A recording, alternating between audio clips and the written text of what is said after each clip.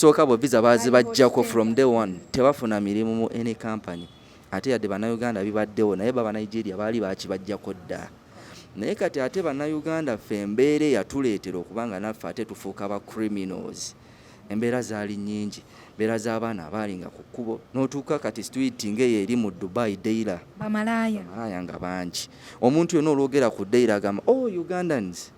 Uganda kitegeera ekintu ne kireetera embeera abasuubuzi bajjanga mu Dubai sente zaabwe ne baba nga bazibabbangako abaana abo abawala nga bayitiridde ku kkubo okitegeera njagala ontwala empola awo abasuubuzi bwe bajjanga mu Dubai abaana babeera ku makubo nga babasala nsawo basuubuzawo nyinga omumanyi omuntu asobola okgenda n'asanga abawala bayimiridde ku kkubo ye tamugamba nti munaye nkutwala nja kukwata mu nsawo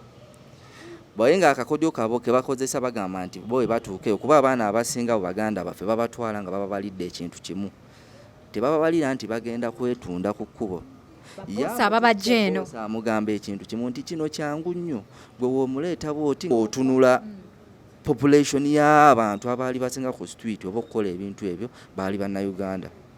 sijja gamba nti mu Dubai temulimu countries endala beetunda oba Bwamalaya balasha beetundira ddala e Dubai ensi endala zonna zeetunda ba Philippine jume okitegeera naye bo balina engeri gye bakolamu ebintu byabwe tusobola kizibu nnyo okulaba nti n'otambula n'osanga omulasha ng'ali ku kkubo yeetunda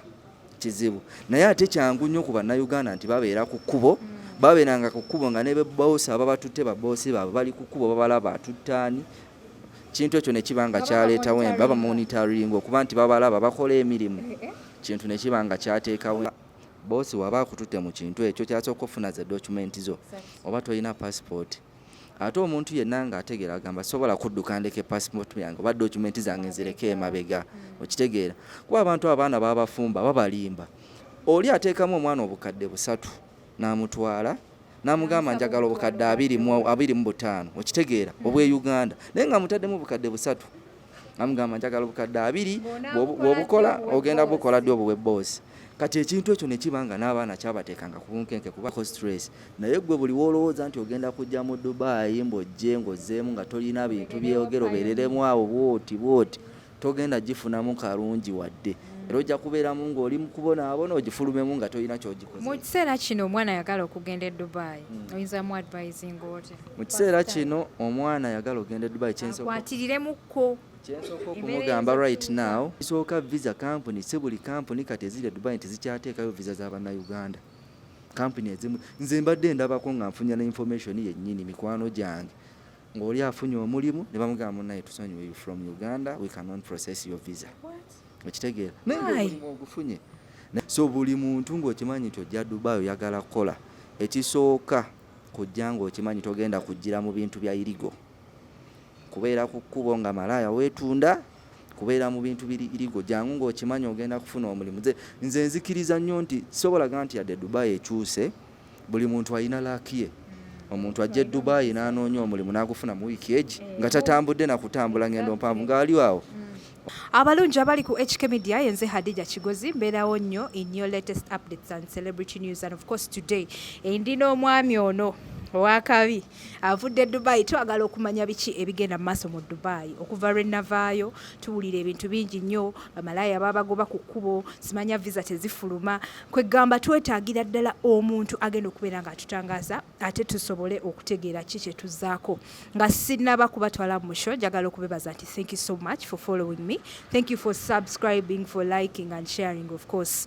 mbajjukiza nti Speed Express Tours and Travels Company yakakasibwa okubeera ng'esaabaza abantu okuva mu buli kitundu ky'eggwanga baganda baffe aba Roast Coffee Academy bakafulu mu kubangula abaana ba baristas abamanyi poza ate n'aba Herbal Choices Pharmacy bano be bakafulu mu kujjanjaba endwadde nga bakozesa eddagala lya Herbal bano be bateekamu omusaayi okulaba nga show ekulukuta sayinza okulaba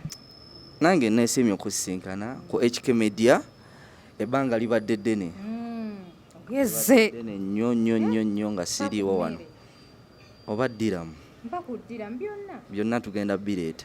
naye nga twebaza abagoberezi baffe n'abatwakinga ku HK Media bakola omulimu gw'amaanyi nnyo amannya Sula nyina mangi kati tweyongerako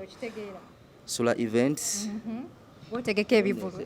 besinga mu Dubai ku bivulu olaba mpita Solar Island kubanga twatandikira mu Lion Island okuba nti nno tulaba tumanya music na buli kimu kyonna kakofira ka Lion Island twenvaako eyo kubanga tulina n'abingi bye twetegekedde ati nkakasolabika wakomyewo kwatendinga gwanga muje era ekyo kyo yabadde sure nti gwanga muje tulina okubeeramu era twakomyewo tubeerewo tuwagire ku muganda waffe mukwano gwaffe gwe tubadde naye ebbanga lyonna naye nange neesimye okusinkana kubanga HK Media twagitandikanga abasaaga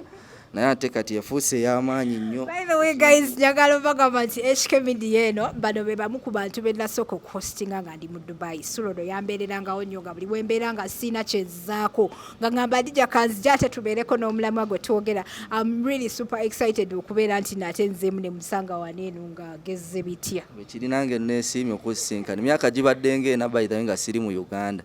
Kuva ewatuddukako ne tugaa nti oba ogenda kukomawo e Dubai. Naye ate tulaba kati ekintu kiri ku level ndala nnyo kye twagala okubeera nga kiri nnyo n'okutuuka gye tutasuubira. Neesimye okubeera wano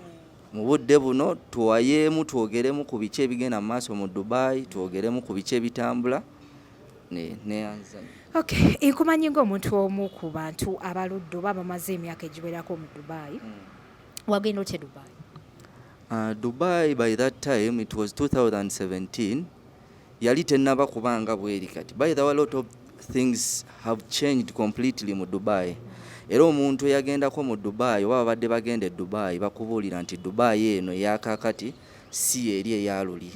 Abasinga balowooza nti oba oluvannyuma lw'omukulembeze okufa eyaddawo yajja nga yayina policies ndala nnyo okitegeera oba kyekikyusizza Dubai because that time omukulembeze we Dubai omukulu yali tannafa. Naye kati ono eyamuddira mu bigere alina policies ndala kubanga wosoma ku history w'omukulembeze ono aliko talinga oli eyaliko nti yasikira busikizi ntebe musajja yasoma ono aliko yasoma amagye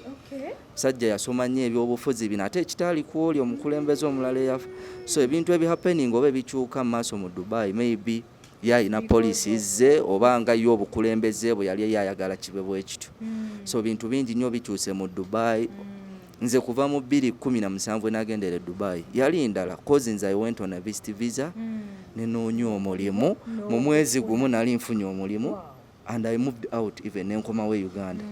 They processed everything nenzirayo ate kitaliiwo kati cause kati even right now ne visa y'emyezi 3 bagijjawo teriiwo. Visa eriwo ya myezi 2 ate everyday bayongera okuteekawo ekintu okeera ku makya nga bateesa ekirala okeera ku makya nga bakyusizaamu ekirala. So a lot of things have really changed in Dubai. Era omuntu ne wagamba kati ku visa nti kati kiri bwe kiti enkya naakera naga kiri bwe kiti kyogamba nti oba nnimba oba nti nno nzibye oba otaddewo mbeera kuba kati tulina ne baganda baffe oluusi abalina zi company mu Dubai ezo eza travels oba biki babateeka eza tours and travel nabo bali mu buzibu bw'amaanyi kubanga Dubai tovunaanye mnyizibwa ku kya visa wabula gwovunaanyizibwa kuyamba muntu kumukola ki kumuteekayo visa. Kati abasajja bakyusakyusa ebintu ebyo just tulina kubanga tuli bakkakkamu ate ne tumanya ki ekiddako oba ki kye bagenda okuleeta naye nga biri ebyaliwo si we biri kati singa bwe nagendera. Emirimu gikyuse nnyo, emirimu giri limited ate ekirala ekiriwo kati abasajja bagadde nnyo abaana baabwe bakole. Omukulembeze ono omupya takyayagala nnyo baana sente zino ze babawanga bannansi bwe babaweeza obwereere. Kati etteekawo eriri each and every company in UAE erina okubeeramu abaloko, erina okubeeramu percentage y'abaana byakubakolerera nga balya buli ate percentage y'abaloko era ne salary gwe balina okufuna bamuteekawo nga gavumenti. Tomala gamugenda nti ogenda mu recruitinga omuwe salary bw'ati amuwe 2,000 omuwe ki salary waabwe ali limited. Tutandikira ku zino ze balina okufuna. Kati ekyo ne kiba nga ndowooza nakyo kireeseemu embeera okuba nti nno buli kimu kuba abaana nabo bangi bazadde abaana bangi ate abaana nabo baagadde okukola noono abasindiikiriza okuba nti bakola ki bakola omukulembeze aliko. So emirimu girina okukyusa n'ebintu ebirala ne bikola ki nebiba nga bikyusa ate ffe ebikyuka biba byafekitinga ffe ababaddemu abangi ababadde bakola abagwira kitegeera. Naye nga panaawo ekiriwo kya visa ti visa zo basajja bakyusiza situation ya visa mu myezi mitini gino gyonna egibaddewo. Nze we nagendera e Dubai era waaliwo eyo airport to airport visa change naye nali naakabeerayo ndoza nagikolako omulundi gumu ogwokubiri ne bagamba I can change within the country ate nagenza okulaba era ng'ebintu bikyuse. Ebintu byakyuse kuba airport to airport eyo bagijjiddewo ddala. Kati visa change bagikola ba omuntu visa change either you go back to your own country oba ogenda ku neighboring country Bahrain, Qatar, Saudi oba nomala n'okomawo. Kati eyo yonna expense oli omuntu abadde akozesa visa change within Dubai n'akozesa visa change n'addamu n'akola ki. Naye kati omuntu wabanga agenda kufuluma agende oba Bahrain oba Qatar oba Oman kitegeeza olina okuba ne sente za tiketi. Olina okuba ne tiketi kati ezo charges zonna zeeyongeddeko. Ate visa gye wakozesanga nti visa change ya myezi 3 kati myezi 2 okitegeera. Kati recently munaku ntini nnyo baakitaddewo nti kati omuntu visa ye weba eweddeko n'atafuluma Dubai in 5 days oba n'atakozesa visa change they are going to bakuwa abscond okitegeera. Abscond kitegeeza bwe bagikuwa oba tokkirizibwa kugenda. Abscond kyeki kinnyonnyolemu omuntu atannagenda Dubai atakuba nti bakugobye mu Gulf country tojja kuyingira Gulf country. Wobera ne abscond nokola visa change outside the country toddamu kuyingira. Toso anti kati visa webe eweddeko olina okulwana nti mu nnaku 5 nga tezinnayitawo ogirenewinga. Whereby waliwo possibility y'okubeera rejected. Naye kati ne woba togirenewinze ng'ennaku 5 ziyiseewo we bakukwatira nga either ofuluma okugenda ewammwe abscond. Bakuteekako buteesi bani toddamu kujja mu Dubai tojja ku Gulf country not even UAE yoka. Tojja kuddamu kugenda mu Gulf country. So ekyo ekintu nakyo kizibu era kyeyongedde ate okunnyamiza ennyo abantu emitima ne kiga tinaku 5 ate abasajja oli babadde visa bagikyusizza tuwadde visa change ya myezi 2 ate kati mwongeddeko ekintu ekirala. So ebyo byonna bigenda byafekitinze nnyo omuntu oba omwana eyagenda okunoonya emirimu. Cause emyezi previous month kuva mu kisiibo twagamba ba tuli mu kisiibo emirimu gijja labika ne tulinda ekisibo n'ekiggwa naye ekisibo kyali kyakaggwa era tewali kyakyuka. Ate visa ne zitandika okuba nga baleetawo situation ezikyusa embeera ezikyusa. Kati manyi kino ekintu kyali kikola ku Banigeria n'aba Uganda. Ebyo byonna issues zonna ezo kuba nti n'ebintu bino bya happeninga fenga abaddeko mu Dubai ebintu bino tubirabira wala era ne tumanya nti eyo nayo issue eri awo y'aba Nigeria naye naffe Bannayuganda tulina ate embeera gye tulina eyaleetera abasajja okuba nga baatwetamwa.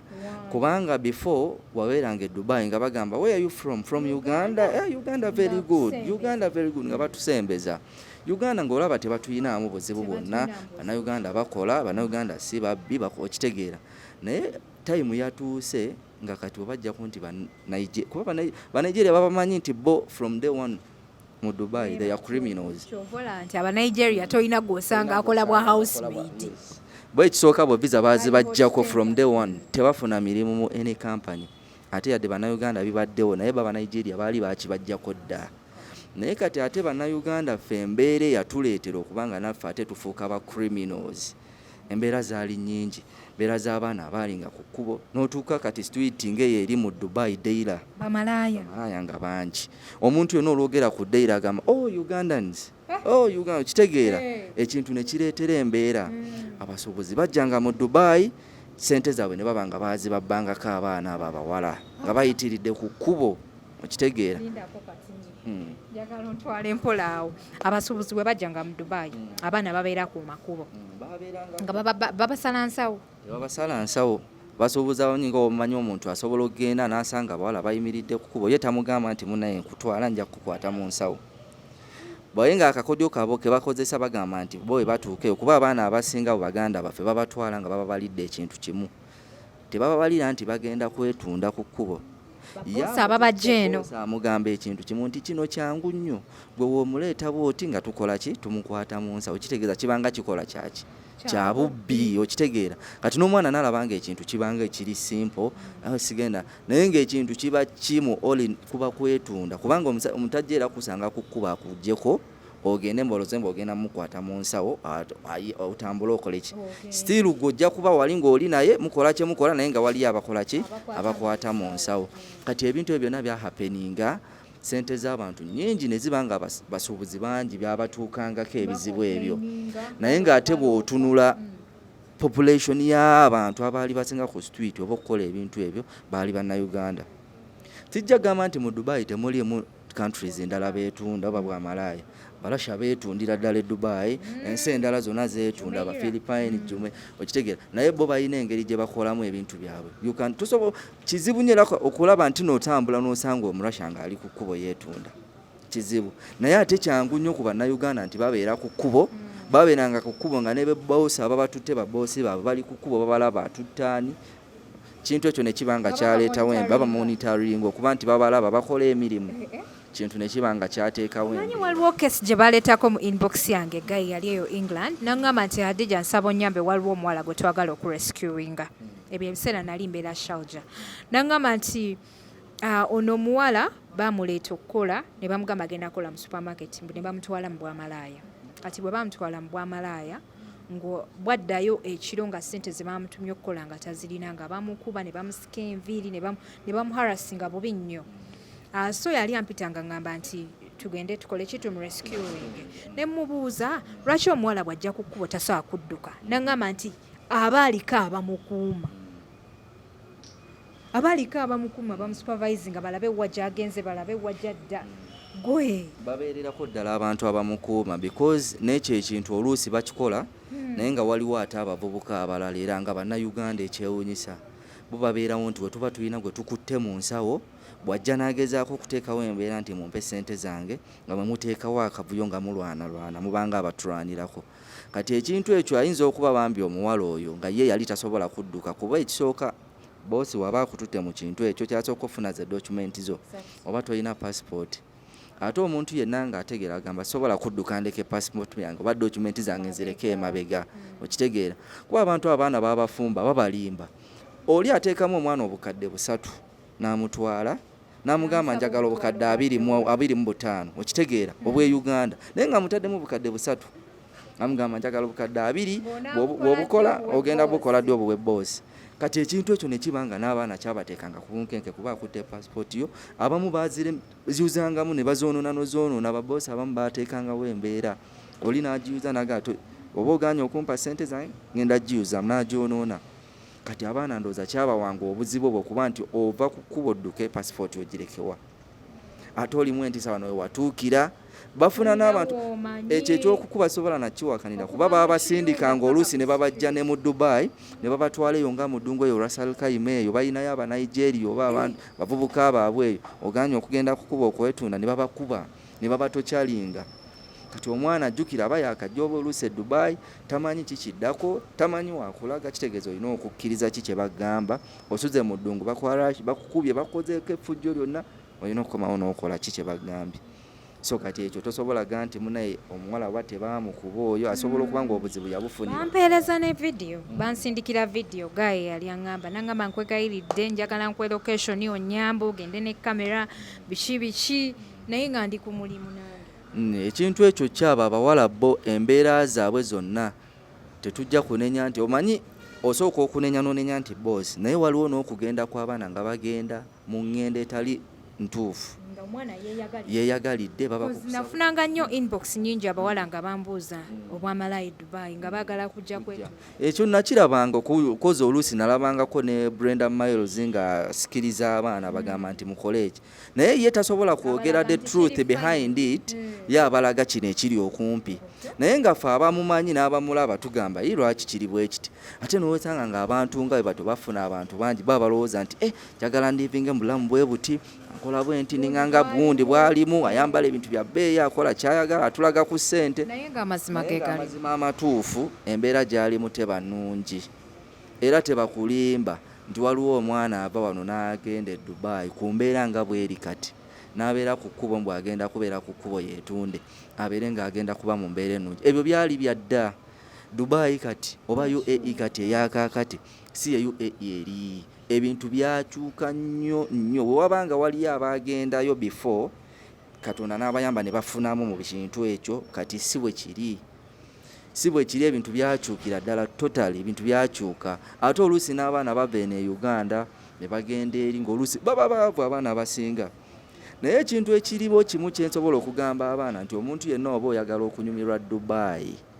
gwe genda ng'okimanyi togenze mu bintu biri irigo. Dubai bali so sensitive.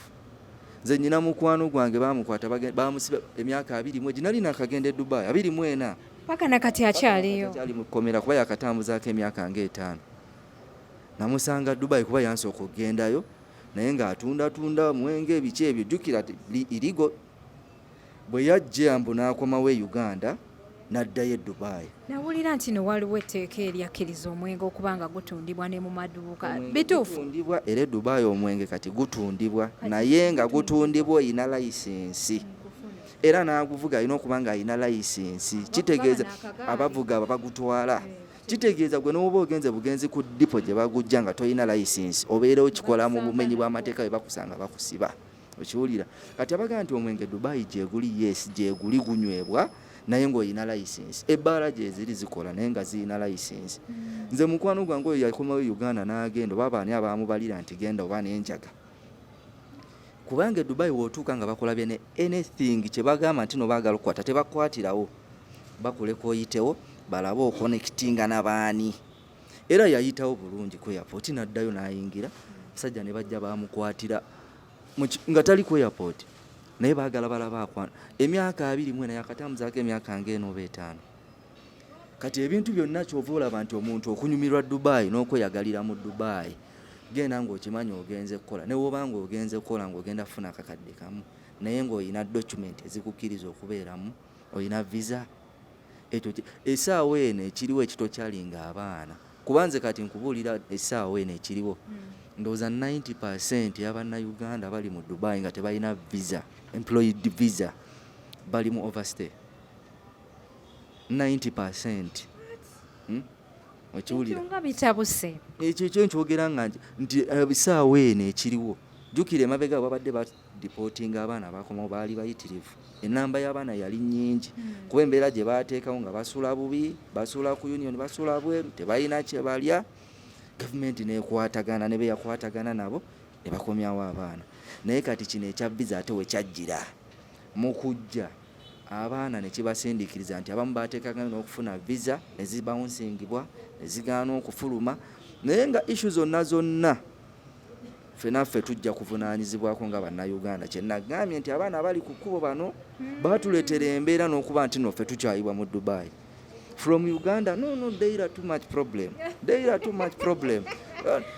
ekyo ekintu ne kiba nga kyattana erinnya lyaffe okitegeera kati abasajja ne balaba nga bannayuganda naffe tulinamu kati embeera olwogera era kati olwogera nti ensi ezisinga criminal countries mu Dubai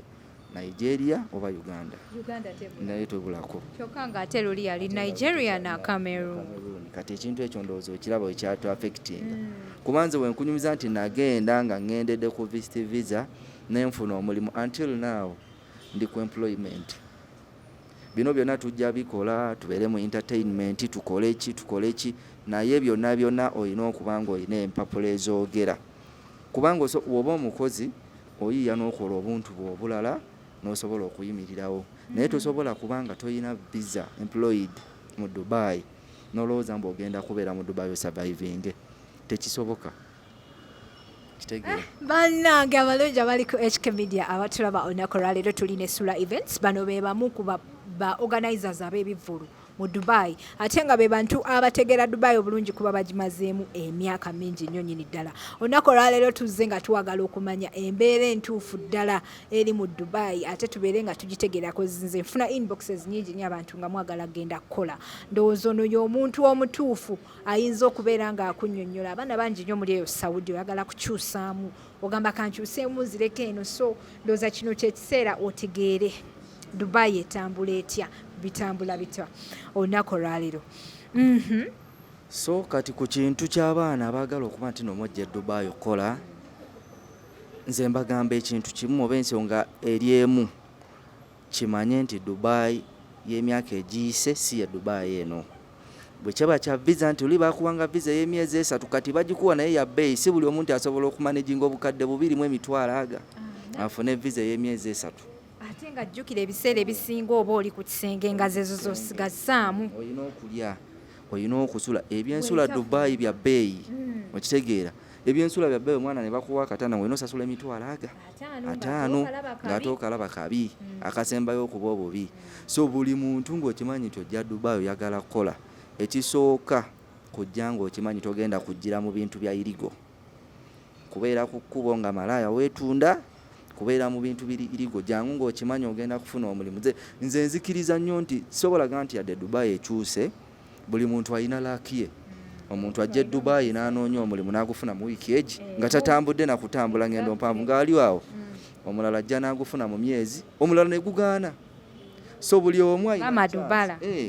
ajja alina chance asobola okujja n'akola ki n'agezaako, naye ng'ogezaako nga togenze mu illegal things. Okitegeera, abaana bangi bazze mabega twaliwo ne issues, abaana nga bava ne ku bizimbe ne bafa, naye nga tebafa nti nno ki, wabula bafa bali depressed, balina stress, naye nga weebuuza ddala mwana gwe. Ate baana basinga okubeera mu bintu ebyo baana bato. Dubai baana bato abasinga okuba nti no babeera mu mbeera eyo. Abaana ne bafa n'oga nti omwana abadde atulaga eno nti ali so expensive, alivinga obulamu bwa bbeeyi, ayambala ebintu bya bbeeyi, omutya n'omutya. Naye ne batuuka nti ssente newaabwe nga otuuke n'oga nti kikino. Mugamba tuli ku ki wano. So abaana bwe babanga muvuddeyo ne mugenda e Dubai, baganda bange kyembasaba kimu mumanye ennaku yammwe nti twava Dubai ng'ewaffe tuli baavu. Twava Dubai nga tugenze ku kyeyo twagenda okukola. Okitegeera, omuntu yenna wamanya nti ate ne webanga si oba Dubai oba UAE yokka, omuntu yenna buli wafuluma ensi ng'akimanyi ngenze ku kyeyo, ngenze kukola. Naye gwe bw'otuuka okukola n'otuuka kuba kati ensi nga Dubai osikirizibwa ebintu bingi, groups nyingi. Dubai kati ebbaala ziri buli wamu. Ate era mu bbaala ogenda olaba nga mu nsi za Africa abasinga okucakala Bannayuganda, Bannigeria. Tekiri wano wokka kugamba nti Bannayuganda bacakala, ne Dubai abaana bacakala, oli teyeetaaga kumanya. Okitegeera, bakoowa nnyo naddala abaana abakola ogenda n'okola n'okola. Naye ekintu omanya nti nno gwe tonnatuuka ku level ya kintu, teweeteeka ku kintu ekyo, teweewanika. Kuba buli wooneewanika bagenda kukusuula, teri agenda woonoomala okugwa, teri agenda kugamba nti munnaaye kiri bwekiti ne bwekiti.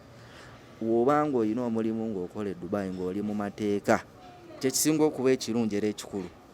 Ojja kukola ne woba ofuna akasente katini, woba oyagala gendako out ogendeko mu bbaala yo, ogenda okomewo weebake enkyokeera ogenda okole, ojja kulivinga obulamu obuli successful mu Dubai. Naye wova wano ng'ogamba nti g'ogendera mu bintu bya illegal, abaana tubalabye bangi nnyo abaana babadde mu bitundu bya Dubai byonna, babadde Tikomu, babaddewa. Waliyo n'abapya abaakagenda abatiniti, naye gwe tebakuliima nti ogenda kubeeramu obulamu obuvujemu emirembe. Abaali abagezi abamu baganda baffe baabivaamu, abamu ne bafuna ku mirimu, abalala ne balaba ng'embeera etabuse ne bagamba katufulume Dubai, be beetwala, abamu ne bafuluma. Bano betwala baakomawo e Uganda be beetwala ku deportation. Abamu beetwala ku deportation, gwe nga bakubuuza nti oyina tiketi zo, sente ya tiketi ogiyina, nti njiyina, tosibibwa, bakubaaninga kukomawo mu Dubai oba UAE ng'ofuluma. Ekitegeeza banneeko abali waneeno abaava e Dubai tebaliddayo. Abo tebajja kuddayo, kujjako nga basaabinze bwe baba bamuwa myaka 2 wanaaba akyaliwo myaka mmeka asobola okuba nti addayo, naye nga buli yafuluma tebakulima nti yafuluma nga yeeyagalidde nti oba afulumye kale agenda kuddayo. Yafuluma lwa force, yafuluma lwa mbeera pressure yabayitirira. Nze nalabako mu ddeyiro emabegaawo nga tolabawo yadde obuyumba bwe baateekangamu abasajja mu beetuna nga bonna babu clearinze. Lindako katini mu Deira side bwo awo ku Deira Park emabega. Deira kati okuva ku Union, kubanga kati okuva ku Bania Square okudda munda munnoomu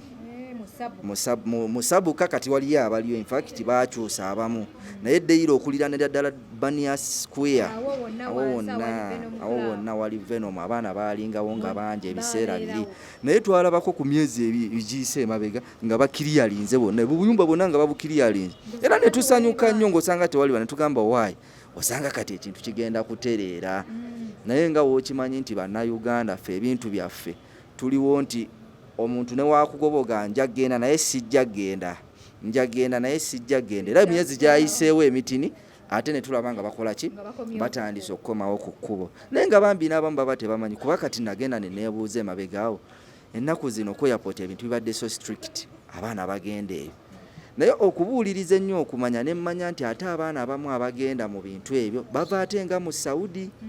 balina zi connection oli amulimba nti munayeja oli naakola ki n'amutomeza n'amutwala n'akimusuulamu ekintu ekitali kituufu. So ebyo byonna ebintu ebizze bya happening ebibeerawo bikyusizza embeera ne bireetera naffe okuba nti no tukyayibwa mu Dubai okitegeera. Naye ng'abaana abawala baganda bange kye mbagamba ekintu kimu nti tebabalimba. Nze nkugambye natuukako etikomu eyo internet city muganda wange. Ekitundu ekyo kimanyiddwa nti abaana abaali basinga okwetunda ennyo mu Dubai babeera either Tikom oba Marina. Era nga bo n'ebbeeyi yaabwe kibanga no kugamba nti omuntu yeetunda e Uganda waliwo ali ku Serena, waliwo ali ekibuye, wali mugondi ow'ekibuye wanjawulo kwona ali eno. Kati abaana babeeranga babbeeyi mu bintu bye bakozesanga ng'omusanga nga omwana ajja mu bbala n'aspeninga obukadde buna obw'e Uganda 10,000 eza ddiramu nga tazeeguya okitegeera.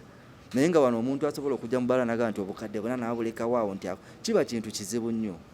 Omwana nga bambala ebintu bya bbeeyi bakozesa ebintu bya bbeeyi naye natuuka we basula ne nga lwaki abaana bano batambulira mu mbeera ey'okwerimbalimba nga basula bubi okitegeera. Naye ng'okimanyi nti gwe mu butuufu wajja ewamu wavaayo ng'okimanyi embeera gye muli mu mbeera yabwavu ewammwe ozze olivinze mu bulamu bw'otajaamu sayizi gy'oliko si gy'olina okutambulirako. Obeera ebweru olaga kirala ne munda kye mulivingamu kintu kiki kirala nnyo. Era abaana baatuuka okuba nti n'abamu abo abaafa nga ki ekibatta stress abava ku bizimbe ne bagwa pressure nga omwana mu butuufu ng'alabira ddala yefulambo sente aziina naye ng'ate takola ki. Era bamu wabalaba nga baatuuka baamala emyezi nga 2-3 nga bafudde banoonya sente ze bakomyawo naye ng'abadde alivinga nga yambala engatto ya diramu 1,000 diramu 5 ke kakadde kamu ake Uganda oba diramu 5,000 okitegeera. Akozesa enjala buli kimu kyonna akikola ekyebbeeyi n'akimalayo mbeera mu bbaala alaga nti nno ye wa kitalo nnyo. Kati ebintu ebyo byonna ebyo si birungi. Omuntu wamanya nti nno nze sayizi yange ekoma wano teweewanika. Ffe tubadde mu Dubai kati ebbanga lye tulimu lyonna nkubuulira HK Media tugumidde embeera z'okuba nti tuli bakozi ne tukola mu kampuni. Nze natandika okukola mu kampuni gye nakolamu nga nfuna akakadaaka diramu 1,000 akakadaaka kamu. Naye weemange essaawa eno wendi kati akakadde nakavaako nkubisaamu emirundi nga 5 mu sente zenfuna. Nange kati simba ku sente. Ekyo kintu kiba kirala nnyo. Kati omuntu olaba nti obugumiikiriza butuusa omuntu ku kintu ekirungi okitegeera. Titwagala nnyo music, twagala nnyo entertainment, twagala nnyo ki. Naye ekintu kyonna abaana bali e Saudi ekintu kiba kimu nti mugume bugume mukole oba muba mujje Dubai mubeere mu kintu nga muli mu mateeka okitegeera. Ffe tubibeeramu ne mutulaba nti olwa beebuuza ne bagamba naye gwe okola ddi kulaba mu bbaala kulaba mu tulina visa ezoogera Emirates zange nzirina okitegeera enkadde nkyazirina n'empya njirina era nsobola ozijjayo nenzikulaga nti oziraba kitegeeza ebbanga lyonna lyemaze mu siriimu irigo nkola naye ng'ate bwe nkwasaganya ne ki kyensinga okwagala kubanga buli wookola ekintu ng'okola ate ng'olina n'ogamba nti munawe Avuddeyo njagala nnyo music n'okola ki wejjako stress y'okola omanye emirimu gino oluusi ogwenda n'okola ng'owulira okooye stress nyingi ng'olina okwekola ki okwewummuzaamu n'ogakanejjeko stress. Naye gwe buli woolowooza nti ogenda kujja mu Dubai mbojje ng'ozzeemu nga tolina bintu byogera obeereremu awo bwoti togenda gifunamu kalungi wadde. Era ojja kubeeramu ng'oli mu kubonaabona ogifulumemu nga tolina ky'ogikoze. Mu kiseera kino omwana ayagala okugenda e Dubai oyinza mu advising ote? Mu kiseera kino omwana ayagala okugenda e Dubai akwatiriremukko kyensooka okumugamba right now yandisoose n'akwatiriramu katini. Atayagala kukwatiriramu alina okuba nga akasente kawe baze bulungi nga weekali okitegeera. Si bintu byakugamba nti weewoze ssente kuba luli abo weewolanga ssente olina ogaa nti munaye mumpole ngenda okukola mu myezi 2 nkole ki nkomyewo ssente zawe. Essaawa eno ekintu olina okukiwaamu tayimu. Ekisooka visa company si buli company kati eziri e Dubai tezikyateekayo visa z'Abannayuganda. Company ezimu nze mbadde ndabako nga nfunya ne information yennyini mikwano gyange ng'oli afunye omulimu ne bamugamba munaye tusonyiwe you from Uganda we cannot process your visa. Okitegeera naye ng'omulimu ogufunye naye ng'obuzibu obuli ku visa y'okufuluma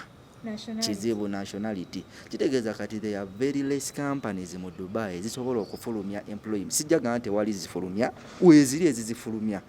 naye nga omanyi nti waliwo kampuni mu Dubai nga z'amaanyi ge zirina baloko bennyini bannannyinizo ng'oli ne weeba egenda kutwala bbanga ki ajja kusasulira overstage ogenda okumalamu paka visa weekola ki bweneefuluma ate ne wabayo kampuni nga tezaagala kukola loosi nti ojja kugaana ofuluma tebajja kubeera nti bafollowinga up bajja laba bibatawaanya visa eganya ofuluma nga bakugoba bugobi okitegeera so ekintu ekyo ku muntu oba muganda wange ali eyo atulaba ng'oyagala kujja Dubai bw'obanga ssente towezaawo bulungi sooka okwatiriremu bw'obanga oyina ssente osobola okujja kuba buli omu alina opportunity yadde ebintu biba bibi osobola okujja n'ofunawo ekirungi buli omu anoonya omulimu oli n'afuna omulala ne gugaana so yeyo embeera eriwo bwetyo ate munnange abannayuganda tebaagala mazima bw'obabuulira amazima gano gabanyiiriza ddala naye nga balina okukitegeera nti amazima go balina okugamanya era bagategeere kuba kati ffe tuba tubabuulira nga tubabuulira kintu tukijja ku soosi yennyini ate kyetubabuulira tetugamba nti nno tubuulira oba butaagaliza oba kukola ki nedda kyetubabuulira tukijja ku soosi kakubeere nti nno oba twogera ku baganda baffe abali kukuba tetuboogerako nti tetubaagaliza tubaagaliza era twagala nabo babeere mu mbeera nga si yakubeera nti beerimba okitegeera kubanga okubeera nti weerimba si kintu kirungi ate embeera enyigiriza abalala nakyo si kirungi okitegeera so embeera eyo balina okuba nga buli omu agimanya nti yeeseetinge ayagala okujja ng'olinawo akasenteko akawera right now otherwise sooka ogumemu sooka olindemu tulabe ebintu binaaba bitya either nga makkati g'omwaka oba ng'omwaka guggwako abantu banagamba gwenga gy'oli nze gyendi naye ngumye nze nkugambye natandika okukola nga nfuna akakadde kamu nga ndi helper like retail helper gulago mabokisi kola ki naye mu t-shirt ya yero nga njambala naye nakola ekironze like 1.5 year naye nenguma nengakanyi kankole ne bamala ne bankuza ne banga nti kati essaawa eweddeyo olina kubeera kati ng'oli ku top ate ne bankuza nenkomekeza nga ate nfunye ne kampuni ennungi kampuni empa emirembe kale buli muntu okiraba embeera nti gyoba oyitamu kasita oba nga obugumiikiriza olina ebyogera bulungi n'okuba nga omanyi ki ekyakutwalamu obuzibu abannayuganda tetulina bugumiikiriza ekyo nakyo kikulu kubanga obutaba na bugumiikiriza ate kintu kirala nnyo omuntu wagenda e Dubai n'alaba omuntu nti ono abadde mu myaka emeka naakola kino nakino ne kino tomanyi myaka gy'abaddemu gwe oba wakajja nawe olina olugendo lwolina okusooka n'olwana osooka okutuuka engoli naffe twagenda waliyo abantu betugaa nti naakola bwe nti naakola kino n'abeerako nga gundi naye tugenza okulaba nga ate tukikoze eki tukituuseeko so ebintu omuntu olina okuba nga ogumiikiriza n'ofollowinga olugendo oli lwe yayitamu nawe ojja kutuukayo. Dubai erimu ebintu ebyebbeeyi bingi mulimu ebintu ebirungi bingi ebya layisi kati nga mudeira 1 to 10 ebintu bingi omwana omupya eyakajoyininga Dubai kalowoozo kikoyinza omuwa ku nsonga eyo? Akalowoozo konnyinza okuba omuntu eyakajoyininga Dubai ku bintu ebyo manyi Dubai oba wakatuukayo sente zeewuunyisa nze kati nazze Uganda era natidde okwata sente n'ozivungisa bwe togenda olaba zikoze eki okitegeera olina wano omuntu akugamba nti mpaayo emitwalo 5 giba minene naye ate Dubai omuntu wangamba nti era ddiramu 5 ku ssimu nzirukana misinde nenkola ngamba ddiramu 5 ddiramu zokka 5 okitegeera kati gwe omuntu oba eno ng'oli excited n'otukano kano kammeka tikaddiramu 10 lyokka n'okola ki naye nga tonnatambula lugendo kumanya nti mbutuufu omukozi nyina kukola bwenti na bwenti okitegeera ekyo ekintu tekiba kirungi wadde eri otuukayo ng'olaba nti no process ebintu byabwe yanjawulo ebintu obigula ng'olaba byanjawula si bye bye Uganda olina okusooka ne weerimiti nga n'omanya nti kyengula omanye ebintu biri wobitegera kyoyagala ne kyeweetaaga osobola okugamba nti kati kino nkyagala nino kigula kino nkyetaaga kyeweetaaga kyekiba ekyamaanyi era kyoba osingira ddala okwetaaga naye kyoyagala osobola okukireka n'okifuna in time oyagalira ekintu ekyo. Dubai omuwala nga yakagenda njagala akantu kano olemeka neerabiza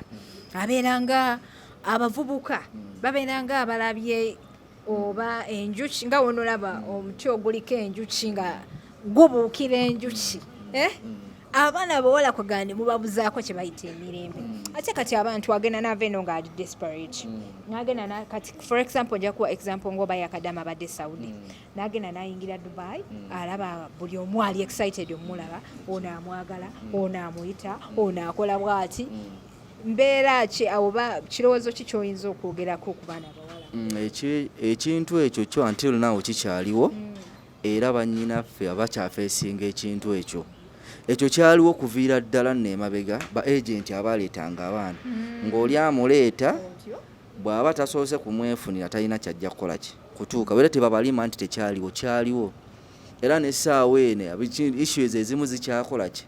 zikyaliwo zikyagenda mu maaso. Lwaki ekintu ekyo kyapeninga nti omuntu abalenzi oba abasajja balaba omuntu nga yakajja mu Dubai bamulabanga eyakajwe manyi okubanga wakajoyininga senior wano jadidi bakulaba oli mudongo wakajja kati balina okuwa kawero kaamu okitegeera ate kati ekintu ekisinga okutwaliriza abaana bagenda okulaba nga ate ne mukwano gwe gwasula naye mu ruumu nti alaba n'oli ayina okitegeera agenda okulaba naga wammanze nze atakola ki nze omulembe gwandeka dda naye nga munnaye mwannyinaze kyemba nkugamba ekintu kimu nti awo oba otandise bubi embeera bajja kumbuukira naye nga mbabuuli abantu bajja kumubuukira omuwala nti bamubuukire naye nga tebalina kye bagenda mu mutwalo oba tebalina kye bagenda mwongerako oli just aba ayagala kukola ki kulaba nti ono engeri gy'ali mupya kansooke muwewero kaamwe eyo nze muddukeko ŋŋende kati gwe oba toyina magezi gagamba nti kansooke nconcentratinge ogenda balaba nga bangi era tebakulima nti baggwayo ojja kutuukayo ng'obalaba buli omu agenda kukubuukira ng'ojja kuva e Saudi otuuke nti ogudde Dubai ozze ate ojja kutuuka ng'olaba nti kyolaba kipya nnyo luli obadde mu kiyumba tolabako akugambako tolabako naye wano ojja tuuka mu Dubai ng'olunaku abasajja nga 2 bajja kubwekala ki akuyaayaanira ate omupya mu Dubai abeera mupya omulabirawo nti ono buli kimu eri kisasamaza bwekiri buli kimu kisasamaza okulabira nti oli mupya Dubai nakikakasa by the way nawakoko ku experience yange we nali omupya mu Dubai abantu abaali banfollowing abalaba videos zange kusala kubo nali simanyi nti ebitaala bitwata mwekiri eyo kati buli ne bikwata abantu kati nze we byakwata ate abantu nze nasigala n'otambula butambuzi ekyo buli omu abeera omupya Dubai emuyisa bubwe oli asobola okutuuka n'alaga banne kino kiri bwe kiti kale olaba ebintu nga byanjawulo era omuntu akulabaga nno kati kana akawala kapya kamalo kakola ki kajjadiri kamalo katawanyamu era agamba kamalo kasumbwa kati gwe tomanya nti nagenze kusumbuwa ng'ojja kukkiriza oga nti maama neesiimye naye ng'ogenda kukola ki akutwala awali amasaawa agaddira mu ataana ate nga nga azirina ajjeyo bw'ati akutiisemu ga omusajja alina ssente ddira mu ataana emitwalo 5 egye Uganda ekyo kiba kirala nnyo nno. Alright, so kati gwe ngaali mu business ya music e Dubai omuziki gulabika si mwangu mukikwataganya mutya mwe babivulu promoter be Dubai? Omuziki according to Dubai right now omuziki si mwangu ekisookera ddala si nti nno omuziki gwe mubi wabula abantu abamanaginga omuziki e Dubai era kunayo ba manager njagala kino nkibagambe bonanga nkibategeeza ku kamera nti music oba ekwekuba enkokola tekiri Uganda kiri buli wamu kati Dubai yagenda nejjulamu nti oli ne wabanga avudde eri n'abadde nga oba atunda ayinawo oba kayembeyembeke n'afunaafuna ku bantu n'atuuka naga nze ndeeta muyimbi ntegeka music kati nfuuse nange promoter kati nange nfuuse ki ekintu ekitali kirungi buli muntu yeefuula nti asobola okukikola buli afunyemuko kasente afuuka promoter kyova olaba nti nno ebintu ebimu byapeninza oluusi ebivulu ne bikola ki n'olaba issu zonna ziva ku ki ku bintu ng'ebyo kuba ffe kati nze nsobola okukubulira HK Media ebintu bino ffe music tumubaddemu nze nali nemesebwa okusoma olwa Kamiliyoni nasomeranga kumpi naye oyagala Kamiri era yandeese mu show ya ggwanga mujje nze nga nkuuma nti ekifaananyi kya Kamiliyoni ku profile yange okuva Monday paka ku Monday nga n'ekya bba wange sikiteekako nkyange nakiteeka era kibeerako era nkikyusa era wembeera girlfriend wo nkugamba kijjeeko ekyange nze era nkugambirawo nti oba oyagala okunjagala naki Kamiliyoni mwagala ng'omuntu kubanga mbadde naye ebbanga nze nali girlfriend wo ne wakugamba nti ekifaananyi kya Kamiliyoni kijjeeko tokijja nga nzikyako kyaki okujjako ng'ompa ensonga ezitakwatagana ensonga nga 5 nti lwaki mba nkijjako onantiisa njogera kino oli ompa ensonga nti lwaki okijjako nzijjako kyaki okitegeera kuba waliwo omuntu asobola okubeera nga akkiririza muntu n'omulala n'atamukkiririzaamu kati nze namukkiririzaamu nendaba nga mu butuufu kyakola kisanyusa era kisanyusa abantu ate ayinako embeera gy'akola nga ndaba mbeera si mbi naye ate waliwo omuntu gw'otasobola kugamba nti nno munaye gundi ali bw'ati n'akikkiriza nga nedda gundi mubi nnyo nnyo kati ffe music twamwagala nze nali nnemesebwa okusoma olwa Chameleone nga ntuuka wensomera ebiseera ebyo yalina embalaasi agisibaawo oluusi ogenda n'ogibeerako olinda ajja agivuge n'atajja neweetoola n'omulaba lwotuuka ate ebiseera ebyo nga muzibu nnyo Chameleone tomutuukako mangu n'ogenda ku geeti waliyo embwa enkambwe waliyo naye ekintu lwaki tweyongera okuba nti nno ffe we tweyongera mu maaso twalaba nti buli muntu wootuukako waggulu osobola n'okutuukirira abalangira buli weweeyongera okulinnya eddaala osobola kati buli muntu yenna bw'alinnya step omanya nti kati nninnyemu era kati nsobola okutuuka ku ono okitegeera kikyuseemu ffe music twamwagala ne tumubeeramu ne tutuuka n'ekiseera nga bwe twali twegomba be batugobako tusobola okukola ki okubatuukirira kati ate we twatuuka e Dubai ne tusangayo abaaliyo ng'ate bo obamu tebabadde namuki mu music naye ffe ate oluusi twasooka ne tutula ne tutunula bwetu ne tulaba ki ekitambula ne tulaba ebyali bitambula naffe tetubawadde maanyi kuba ffe twagenda ng'abakozi kye nagambye omwana nti gwe sooka onoonye omulimu okole ne woba obadde oyagala music funa empapula ezoogera beera mu Dubai bw'oba obadde DJ tandika okubeera ng'onoonya obwa DJ bo ng'olina ebyogera twatuuse ekiseera ne tugamba nti naye babadde baagala music ababadde mu music buli kimu kati mu Dubai tusobola okuba nga tubeerawo tulina ebyogera tukola emirimu gyaffe lwaki naffe tetwenyigira mu music naye ng'ekintu kyenjogera ku music oba entertainment y'e Dubai si nnyangu erimu ebikono erimu obutaagaliza erimu embeera enzibu n'eddogo gyeriri era muneneewuunya nze okuyingira mu yitawo eddogo okugenda e Dubai omwana yaŋŋamba omu DJ wange mukwano gange sijja mwogera yaŋŋamba nti ekiri wano n'eddogo mweriri mu entertainment nenga nti nanga era nywera woyingire nenga nti kakati nze njagala music ate nze ne woba ofa sijja sente muzijja mu entertainment ndi mukoze Dubai nekolera okitegeera wabula kino nkikola because hobby nkyagala bakyo nkikola nti nno kino kinnyumira kati oli wajjanga akulabye nti ate ye kyakola kyokka kyekimubeezaawo obviously asobola okuteekawo embeera y'ekikono naye ng'ate tekiba kirungi so we tubanga ekintu kyonna kati olaba eno show Chameleone gye yakoze yagituumya ebintu bisatu nti unit love and peace okitegeera bwe mubanga muyina unit musobola okukola buli kimu kati ebintu ebikola idinga Dubai ono n'aleeta omuyimbi leero oli n'aleeta omwezi ogujja oli n'aleeta omwezi oguddako omulundi gwe gumu si bintu birungi muba mukola idinga temulinayo association y'aba promoters association gyeriyo nga yo naye n'amaanyi matiri n'abantu balina embeera ba ku muntu we mutuula mu association ne mwogera kintu kirala ate we mufuluma n'akola kirala ekyo nakyo kintu weekiri awo association weeri egezaako okukola naye ng'era omuntu afuluma n'akolaga nti akola kirala kye bamanya nti Dubai bantu nsi y'abakozi oba UAE yonna nga tugiga nti nsi y'abakozi omwana togenda muleetera muyimbi leero omwezi oguddako omuleetera omuyimbi ogwokusatu omuleetera omuyimbi sente omuntu amanya nti kati njagala ŋŋendeko leero nange wano kijja kutuuka ekiseera ng'ate gwe sente z'otaddemu kubanga omuntu ateekamu sente eti n'okuteekeka omuyimbi e Dubai asobola oteekamu obukadde nga 3 kati gwe jateekayo sente zo babukadde 3 babukadde 4 zifiireyo obwo obukadde 3 bwe muteekamu okuleeta omuyimbi e Dubai sente ezo zivaayo nze kaka ng'ennyingi sijja emitwalo 3 gya dirham sente zivaayo oyinza okufunamu 5 ku bayimbi abamu sente zivaayo kati nga ffe twali mu share ya Maddox ye share yakasooka okuba successful mu Dubai nalaba ne gundi ne viewership yaayo ku page ya Zaaka ku YouTube yakasooka okuba successful mu Dubai kubanga twatuuka n'ekiseera ng'abantu bajja ne tuba nga tetulina we tubateeka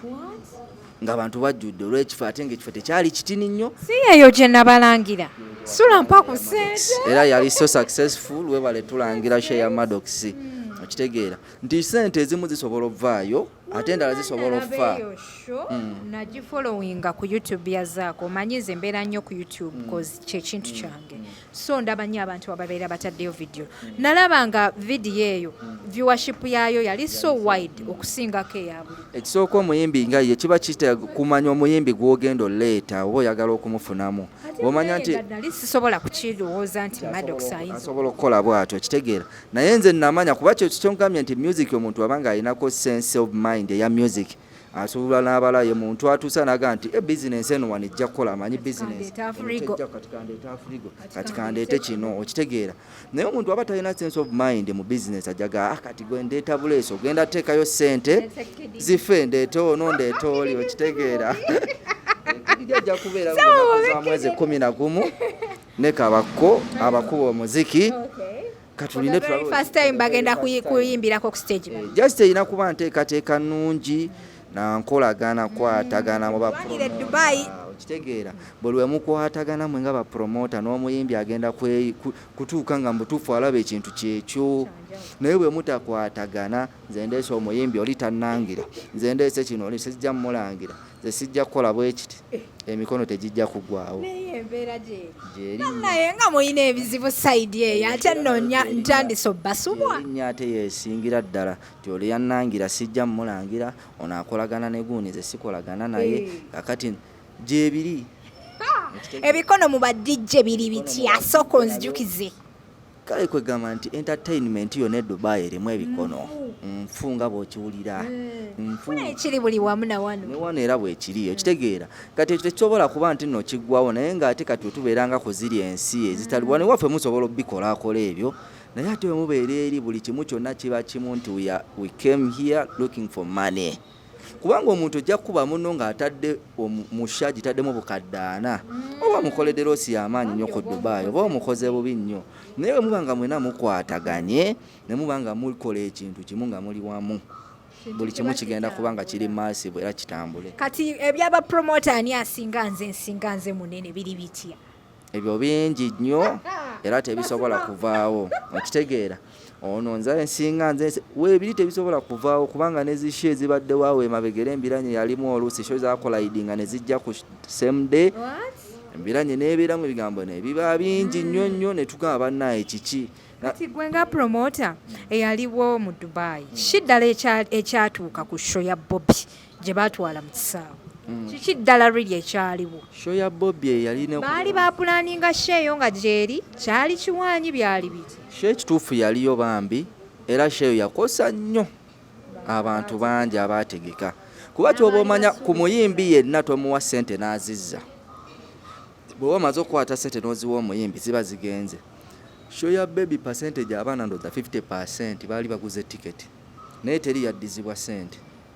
okitegeera kitegeeza nti ssente bakola ki zaalolede zigenze mu abaana bo nga baali balina okugula tiketi bakola loosi bapromota abaali baleese Bobby bakola loosi okitegeera naye nga show teyaliimu nti mbeera show buli omu yali amanyi nti gyeri ku last moment ekintu kyajjawo buzzi okitegeera naye ng'omuntu omanyi okuba nti nno gw'osuubidde buli kimu okibaze nti shuwa n'ensawo ya ssente nga wagitegeese dda nti show gyeri yali egenda kuba shuwa ekisooka yali mu kifo ekinene bweru si bbaala yali bweru sirabangako omuyimbi yenna ayimbidde bweru kitegeeza yali egenda ddala mu community y'aba Africans kintu kyali kigenda bakyanjawulo naye kyaleeta entiisa y'amaanyi era n'essaawa eno okugamba nti nno Bobby ajja Dubai sisuubira nti waliwo omuntu asobola okuddamu n'agula tiketi nga tannalaba nti Bobby ayimbye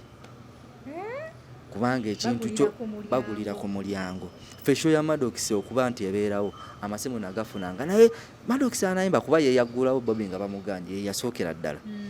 Maddox anayimba temutukola ebya Bobby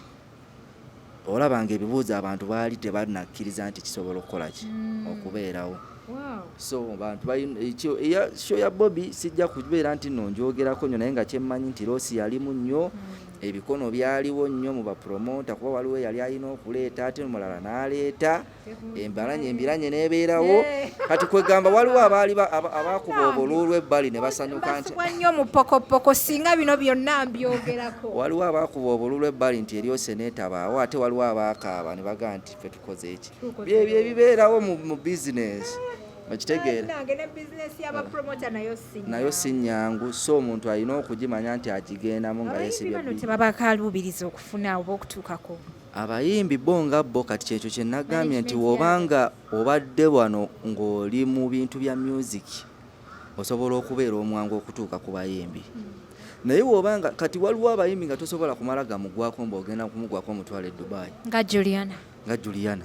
okitegeera abayimbi bangi ng'olina okubeera nga omuntu omumanyi obanga naye akumanyi ne management ng'obadde nayo nga kale enkolagana weeri okitegeera obutateekawo mbeera nti ogenda kuleeta sente oziwa omuyimbi atalemu oba kugenda oba atuukagaye sijja kukola kino alina kubanga mukwano gwo ng'omumanyi. Tugamba nti bwe mutwaleeyo abayimbi mubafunirayo obukyala ne bubateekera mu woteeri bituufu okuggyako ng'omuyimbi yasabye nti bannaye munfunireyo kino ffe buli kyasaba kye tukola ki kye tuleeta bwaga njagala kino muterewo ebyokulya n'ebyokulya ebirala byonna nga tuteekawo naye lwoli waba tagambye nti nno munnaye munfunireyo kino na kino tetujja kumuwa byatayagala tulina kukola ki kyayagala si ffe kumukolera ye kyakola ki kyayagala. Nyonnyola abantu Sula Events bagitegeere. Sula Events omanyi eno erimu ebintu bibiri tulinayo promotion naye ate eno events eri wide era teriimu Sula yekka erimu abantu balala abantu bangi abali emabega mu Dubai era bakolera omulimu gw'amaanyi ne kushe yaliwo ya Maddox okitegeera oba wasobola okubeerawo omuntu nga ye mulunzi naye ng'alunda nkoko zokka yes omuntu asobola okubeerawo nga mulunzi naye ng'alunda nkoko zokka ne wabeerawo omulunzi nga ye alunda enkoko n'ebisolo byonna kati ye Sula Events yo nga ye eri wide okitegeera tetunuulidde mu music yokka etunuulidde ebintu bingi ebitone by'abaana etunuulidde ebintu bingi nnyo functions etunuulidde ebintu bingi nnyo so idea yaffe teri ku bino ntino bya promotion byokka ndeese muyimbi kiweddaawo wabula tunuulidde ebintu bingi nnyo ebigenda okuba nga bijja mu maaso kuba yakatandikibwawo naye etandise tuli set nga twetegese ate nga buli kimu tukiwadde obudde era tukimanyi so ebintu ebigenda okuba nga bijja mu kuva mu Sula Events bingi era buli omu abeere nga abirindirira nkimanyi buli omu mu Dubai mwokka tuli mu Dubai mu kyabeesinze kati okujjako ne Uganda eno nayo kati amaanyi twagatadde era tugenda kuba nga tutandika buli kimu okukikola nga bwe kirina otambula. Omulongo waliwa? Wali wano. Mufaanagana? Tetufaanagana. Muwala. Temufaanagana. Wadde. Naye tannandabako by the way. Lwaki tannakulaba? N'akatuuka nkyaliko ennyonyi. Nkyaliko amaanyi g'ennyonyi kagamala okunzigwa akajja kundaba naye nga waali talina ttabu. Alright, abali ku HK Media nsubira bali very excited okubeera nti no bafunye information gy'obadde. It is very important. Tubadde tetulina muntu agituwa naye nga tuloota nti singa bandi tufunayo omuntu ava e Dubai netukufuna olunaku olwaleero akatalekeka kamu kukubiriza baganda bange abali e Dubai abakola babeere bakakkamu gwoba omanyi olina kampuni tokyusa kampuni ku mbeera eno eriwo right now sooka ogume tokansolinga vizayo abali willing okujja e Dubai jangu ng'okimanyi olinamu kasente akawera oba toyinaamu sooka ogumemu. Baganda baffe abakyali mu mbeera ezituvumaganyisa e Dubai nabo babeere nga beeseeti nga bamanye nti embeera zonna ezitubonyaabonya nakati ezimu ziva ku bo okitegeera so information eyo yonna njagala ngipaasinge babeere nga nabo bakimanya nti mu butuufu beekubamu mu mitima bamanye nti no ekiba nga kiri bwe tekiba kirungi omuntu okukukwata nga teweetegese ne bakudipootinga nodda ewammwe kitegeera naye ate kirungi nnyo okubanga ofuna akakadde kamu naye ng'oli mu nsi olimu emirembe kubanga osobola okuba ng'oli e Uganda nga tosobola kukwata akakadde kamu omwezi naye okubeerawo ng'oga nti nze ngenda kubeerawo nga nzibye si kintu kirungi n'akasemberayo ddala tukubiriza baganda baffe nti twakomyewo mwetuli tugenda ku show eya Kamiliyoni nga 10 February gwanga mujje tuwagire Jose Kamiliyoni akojja kasalamu ero kampe bwe kubanga oyo ye muganda waffe bwe tutambudde naye ebbanga lyonna so fena tubeereyo nga 10 February Lugogo Cricket Oval legend gwanga mujje. It's a peace, unity and love. Kwa shegenda kuba massive buli kimu kirikiria. Era naye tukwagala obe. Bayi daye njagala ofunemu time. Omukulu oyo munzigireko interview. Omanye ku bantu abadda mu interview nga mubutuufu obulya nawe oyagala otulo okanula amaaso nga totemya era njagala onfunireyo olunaku lumu omunzigireko interview naye nga bonna njagala mubeereyo baganda baffe bonna abaliyo Nailand batumidde nnyo baganda bange aba 100% eyo ye ttiimu ya ewagira Chameleon fan camp bagita 100% Chameleon abo nabo batumidde nnyo mbaagala nnyo ttiimu ya Solar Events eri Dubai n'eri Uganda nabo batumidde nnyo mbaagala nnyo nabo bonna abatuwagira ttiimu gye ziri zonna zituwagira amaanyi kati mangi so mbaagala nnyo mwenna mbadde Solar Events HK Media webale kuddamu kunkyaza era nange ndi musanyufu okuddamu okulabako omulimu okola gw'amaanyi era buli kimu tukiraba era nsiimye nnyo okuba nti nozzeeko interview ne tubanga nange nkulabyeko ebbanga libadde ddene ate nendaba ku kintu kye twatandika nga ate kiri so successful nange nziramu amaanyi ne nga nti buli kimu kyonna kisoboka okitegeera. Anyways nga tetunava wano nina kye mbadde neerabidde kyenjagala kiri very important o highlightingira abaana aba agents banene abasaba abaana ssente ez'omulimu Dubai bakyaliyo ekyaba agency sisobola kukulima nti bakyali mu Dubai era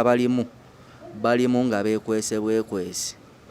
abaana kye basooka okufulumya mu Dubai baali ba agent abo era ebintu ebimu ku bye ebyaleeta embeera mu Dubai abaana batabukira ba agent ne babakuba. Dubai tekkiriza bintu ebyo bya assault tekkiriza bintu byakugira omuntu ne wabanga mumenyi w'amateeka kubira police ejje tolina right yonna emukuba yadde n'oluyi naye abaana babakwata nga ba agent ne babakuba ne babayirayira amazzi ne babasikaasika ne babakola ki ekisaawe n'ekituufu kiri nti tewali agent akyeranga nti nnoze agent nga bamirimu era gwe mu muganda wange oba oli eyo ng'oga nti nze nyina agent wange ali e Dubai agamba agenda kumpa omulimu oli mu kulimbibwa kuba ba agent abasinga bonna twali tubamanyi abamu baafuluma abalala beekweka ne babulira dda ne bava ne mu Dubai mu zi center ne bagenda eyo mu states endala abalala babindabyo olwaleero ku TikTok nga asudde omwana ku Union nti ye ne mukyala we bakuleeta bwe bamala okuleeta ne bakuggyako documents zo by the way guys stay careful stay warned ne bakuggyako documents zo ne bakuggyako ebiwandiiko byo n'akugamba nnindiraako wano era bangi eyo incident zibaddewo nnyo oli akugamba nti gwetuuka ku Union ngenda kujja nkupiikingewo ng'omuntu tannaba kutwala ku destination yo tosooka muwa mpapula zo bana empapula kintu kyamaanyi nnyo oba ne bw'obanga oli mu kiyumba ngamba njagala kuva mu kiyumba va mu kiyumba ng'olina documenti zo passport yo kuba eri mu mannya go ate bw'otuuka tozikwaza beera mugezi ng'obw'otuuka agent akugambye nti ngenda kuwa mulimu tasooka kugamba nti mpa documenti zo mugamba ate mpa eno passport yange lwaki nkuwa passport yange olinamuwa photocopy nti ne mu company twatwalanga photocopy nga passport ogiwaayo ku mujaasa asembayo nga bagenda kukonamu visa kati gwe lwaki weesiga omuntu omukwata omwe passport gw'otomanyi information emufaako asobola okugituuna ye n'atambula n'agenda ogenda mujjawa kubanga togenda genda abasinga ajja kutwala akutweke waakuteeka nga tomanyi nti kati ntandikirawa kati beera ne passport yo ne woofuna okulimbibwa kwonna mugaye nti sebo passport yange embeera nayo otherwise ogenda kutuuka okaabe nga passport tokyagirabako so bannyinaze baganda bange bonna omulanga gwe mbakubira nti ba agent tebakulimba takugamba nti mpa passport takugamba nti kola kino buli kimu kyonna kitambula ng'omaze okulaba nti omulimu weeguli ne sente woba ozimuwabeera so process yatogira nti nobeera so excited okutta sente ozimuwadde passport ogiwaddeyo agenda kulya omala otandika ate kukaaba nti agent yandya kati ndi ku Union nkaaba kitegeera okutwaliza wamu Abannayuganda muggwemu obutaala muwagala nnyo okulaba ebintu ebitabagasa ebintu ebibagasa ne mubibuusa amaaso so va ku TikTok ojje olabe vidiyo eno it is very important naddala gwe omwana yagala okugenda e Dubai okukola oba okuba ekyeyo njagala okubasibira olunaku olwaleero nga mbebaza nti thank you so much for watching me and of course tuli proudly empowered by Speed Express Tours and Travels company ekakasibwa okubeera nga esaabaza abantu okuva mu buli kitundu ky'eggwanga baganda baffe aba Roast Coffee Academy bakafulumu kubangula abaana ba baristas ab'amaanyi poza ate n'aba Herbal Choices Pharmacy bano be bakafulumu kujjanjaba endwadde nga bakozesa eddagala lya Herbal neyanza nnyo bakwano yenze HK Media Hadija Kigozi mweraba